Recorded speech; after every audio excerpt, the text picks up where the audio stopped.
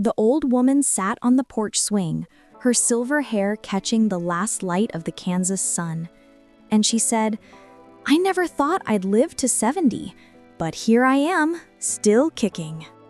Her name was Eleanor Mayfield, born in 1955 in a small town outside Wichita, and she said, "I remember when the sky was so wide it swallowed you whole."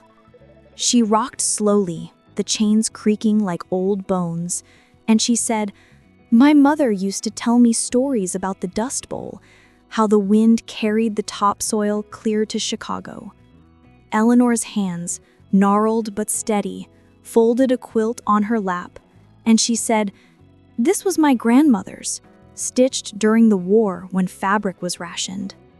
She looked out at the cornfields, stretching gold and endless, and she said, "I married Tom in 73, right after he came back from Vietnam with a limp and a silence he never shook."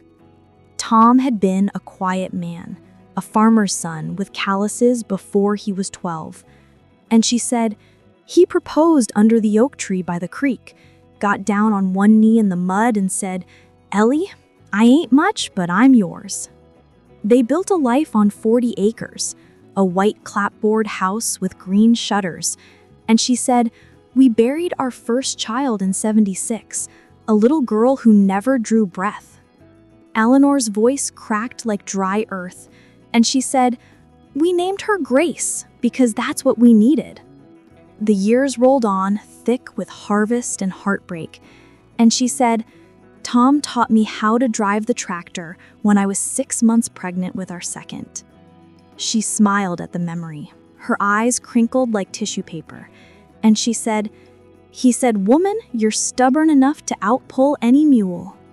Their son, James, was born in 78, red-faced and howling, and she said, "He had Tom's eyes, storm cloud gray." The farm grew, so did the debts, and she said, "In 83, the bank came knocking, said we'd lose it all if we didn't sell the back 20. Eleanor stood on the porch that day, shotgun in hand, and she said, "Over my dead body," and they backed down.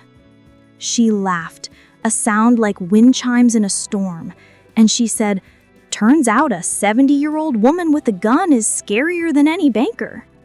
James grew tall and restless, left for college in 96, and she said, "He came back with a degree in agriculture and a city girl named Sarah." They married in the barn, fairy lights strung through the rafters, and she said, "I danced with Tom till my feet bled," and he whispered, "You're still the prettiest girl in Kansas." Tom died in 2005, heart attack in the North Field, and she said, "I found him face down in the dirt, like he was planting himself." She buried him under the oak where he proposed, and she said, "I visit every Sunday, bring him coffee he can't drink." Eleanor kept the farm running, haired hands when her knees gave out, and she said, "James wanted to sell, said it was too much for me, but I told him, 'This land's in my blood.'" She learned to use a computer in her 60s, sold grain online, and she said, "The first time I got a payment through PayPal, I cried like a fool." Her granddaughter, Lily, was born in 2010, premature and fierce, and she said, "She came out screaming, and I knew she'd outlive us all." Eleanor taught Lily to bake apple pie, to mend fences, to swear in 3 languages, and she said, "She's got my fire and Tom's patience. Dangerous combination." The years blurred, droughts and floods, weddings and funerals, and she said, "I've outlived my siblings, my parents, half my friends." She sat on that porch every evening, watching the sun bleed into the horizon, and she said, 70 years is a long time to carry memories." One spring, the tornado came, black and hungry, and she said, "I stood in the cellar with Lily, holding her tight while the world tore apart above us. The house lost its roof, the barn collapsed, but they survived." And she said, "We rebuilt, stronger, because Mayfields don't quit. Eleanor's hair turned from silver to snow.